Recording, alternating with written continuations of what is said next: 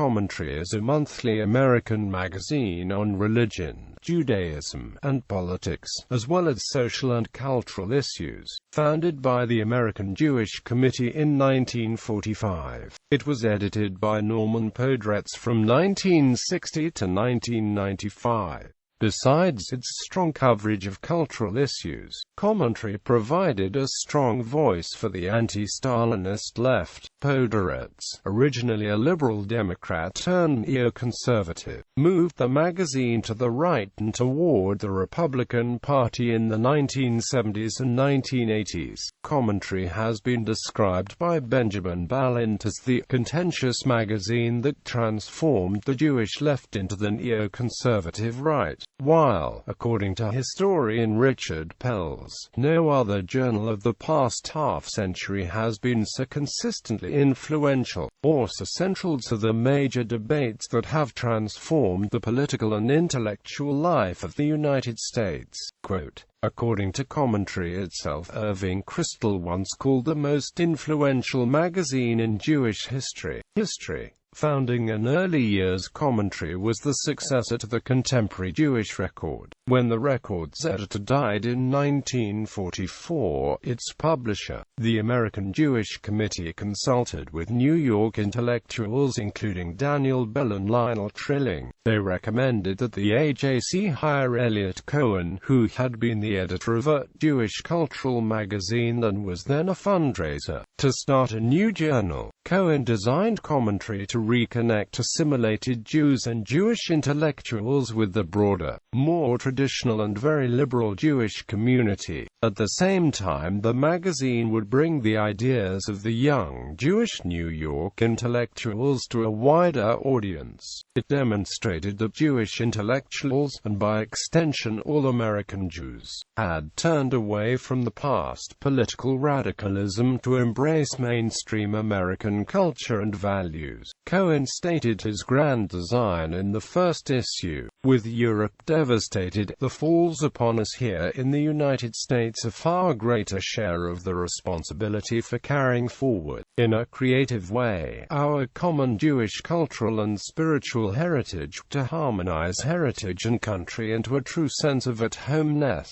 As Podhoretz put it, Commentary was to lead the Jewish intellectuals out of the desert of alienation, and into the promised land of democratic, pluralistic, and prosperous America. Cohen brought on board strong editors who themselves wrote important essays, including Irving Kristol, art critic Clement Greenberg, film and cultural critic Robert Warshaw, and sociologist Nathan Glazer. Commentary published such rising stars as Hannah Arendt, Daniel Bell, Sidney Hook, and Irving Howe. Although many or even most of the editors and writers had been socialists, Trotskyites, or Stalinists in the past, that was no longer tolerated. Commentary articles were anti-communist and also anti-McCarthyite. It identified and attacked any perceived weakness among liberals on Cold War issues, backing President Harry Truman's policies such as the Truman Doctrine, the Marshall Plan, and NATO. The soft on communism position of the CIO and Henry A. Wallace came under steady attack. Liberals who hated Joseph McCarthy were annoyed when Irving Kristol wrote at the height of the controversy that there is one thing that the American people know about Senator McCarthy: he, like them, is unequivocally anti-communist. About the spokesman for American liberalism, they feel they know no such thing. Norman Podhoretz. In the late 1950s, the magazine sagged, as Cohen suffered from mental illness and committed suicide. A protégé of Lionel Trilling, Norman Podhoretz took over in 1960, running the magazine with an iron hand until his retirement in 1995.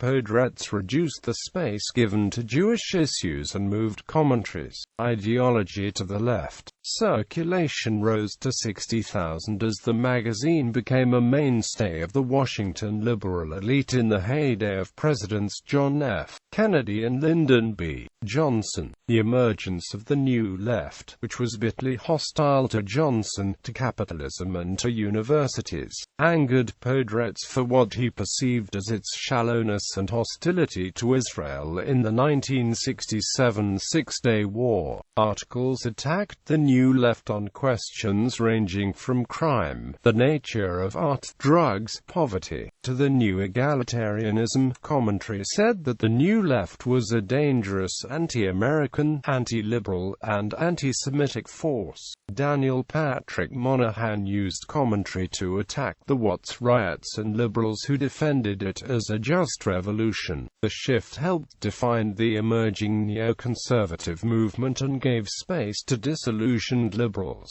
As the readership base shifted to the right, commentary filled a vacuum for conservative intellectuals who otherwise were reliant on William F. Buckley Jr.'s National Review. In March 1975, Moynihan's article, "The United States in Opposition," urged America to vigorously defend liberal democratic principles when they were attacked by Soviet bloc and Third World dictatorships at the United Nations. Moynihan was appointed ambassador to the UN by President Gerald Ford in 1975 and was elected to the United States Senate in 1976.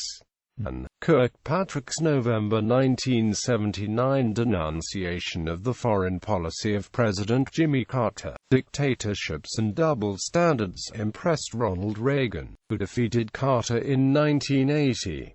In 1981, Reagan appointed Kirkpatrick ambassador to the United Nations, and commentary reached the apogee of its influence. Recent years. Norman Podhoretz, who served as editor-in-chief until 1995, was editor-at-large until January 2009.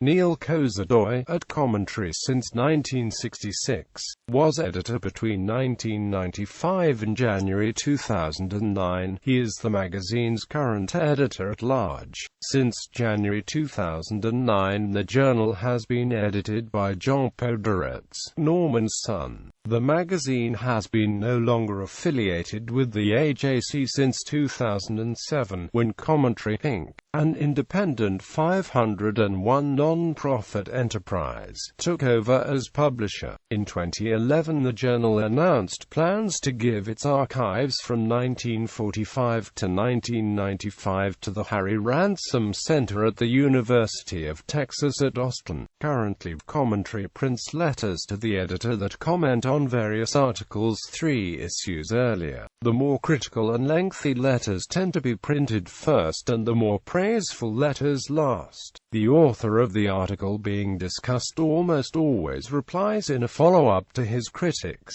Each issue has several reviews of books on varying topics. Commentary usually assigns a review to books written by notable contributors to the magazine. Popular culture. Commentary has been referred to in several Woody Allen films. In Annie Hall, in 1977, Allen makes a pun by saying that he heard that dissent and commentary had merged to form dysentery. Quote, "In Bananas, as an old lady is threatened on a subway car, Allen hides his face by holding up an issue of commentary. This image is featured at the New York Transit Museum in Brooklyn Heights. In Crimes and Misdemeanors, an issue of commentary lies on a character's bedside table. In his sitcom Anything But Love, stand-up comedian Richard Lewis was often shown holding or reading a copy of commentary." Contributors. Over the decades, the magazine has attracted top American intellectuals, several of them Jewish. The magazine's homepage lists 1072 different authors, including bibliography,